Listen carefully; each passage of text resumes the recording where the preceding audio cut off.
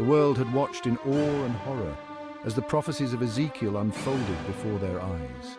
A massive coalition of nations, led by Russia and Iran, with Turkey, Libya and Sudan in tow, had launched a sudden and overwhelming assault on Israel.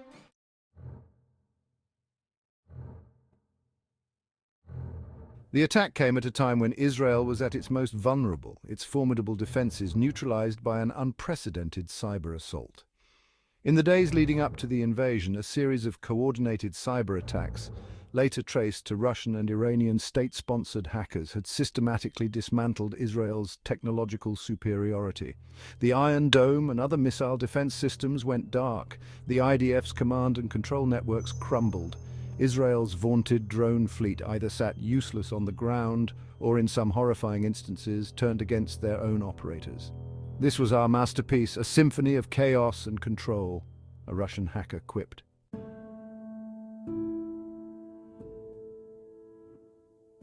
The recent mass disappearances had not only decimated Israel's leadership, but had also drastically reduced their strongest allies' capacity to intervene. The United States, reeling from the loss of key military and political figures, found itself unable to offer more than token support.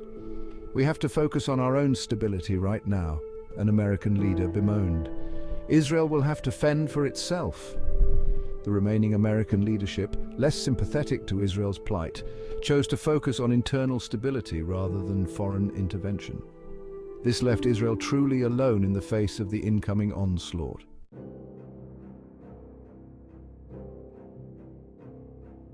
As enemy forces poured across the borders, Israel found itself fighting with one arm tied behind its back, its technological edge blunted, forced into a desperate defensive posture. The world held its breath, anticipating Israel's fall. But then the inexplicable happened. As the invading armies converged, the earth itself seemed to rebel. Massive earthquakes shook the battlefield, swallowing entire tank divisions. Rains of fire and brimstone poured from the skies, incinerating aircraft and infantry alike. A mysterious plague swept through the enemy ranks, decimating them from within.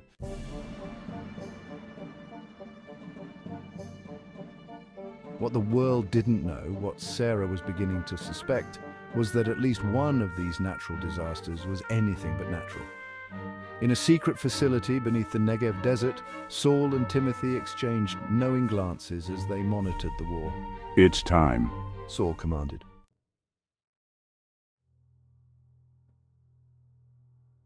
"Initiate the earthquake protocol. Let's solve two problems at once."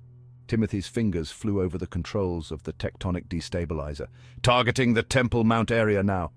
Within hours, as the invading forces were being decimated, a massive earthquake rocked Jerusalem. The dome of the Rock and Al-Aqsa Mosque crumbled, clearing the way for Saul's masterstroke.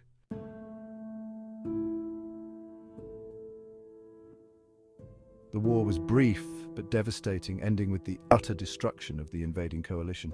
Israel stood victorious, but not by its own might.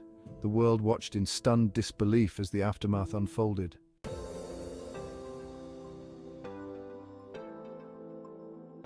In the wake of Israel's miraculous victory, the geopolitical landscape of the Middle East underwent a seismic shift. Arab nations, witnessing the undeniable divine intervention, scrambled to realign themselves with Israel. Saudi Arabia, the UAE and Bahrain now openly embraced full diplomatic relations. Egypt and Jordan strengthened their existing peace treaties, offering unprecedented cooperation. Saul, with his charismatic presence and silver tongue, positioned himself as the architect of this new Middle East. He spoke of a new Levant, a region united in prosperity and technological advancement, with Israel and its Arab neighbors working hand in hand.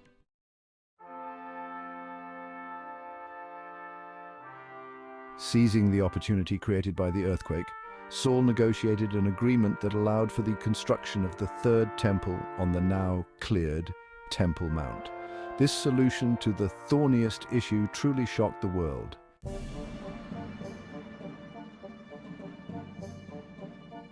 Months later, as Sarah watched the third temple's inauguration, pieces of the puzzle were starting to fall into place. The convenience of the earthquake, the speed with which Saul had produced his solution, the almost preternatural way he had managed to placate both Jewish and Muslim factions. It all seemed too perfect. As Saul cut the ribbon to officially open the temple, his voice booming with practiced humility, Sarah couldn't help but wonder, how many lives had been sacrificed on the altar of his ambition?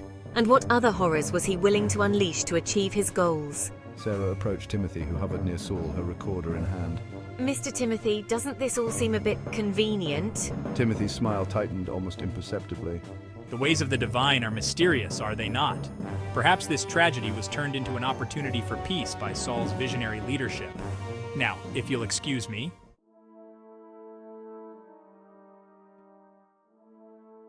As he was whisked away, Sarah noticed small groups of ultra-Orthodox Jews and conservative Muslims standing apart from the celebrating crowds, their faces etched with concern. The world was changing rapidly, but at what cost? What forces were really at play here? These were the questions Sarah was determined to answer no matter the risk.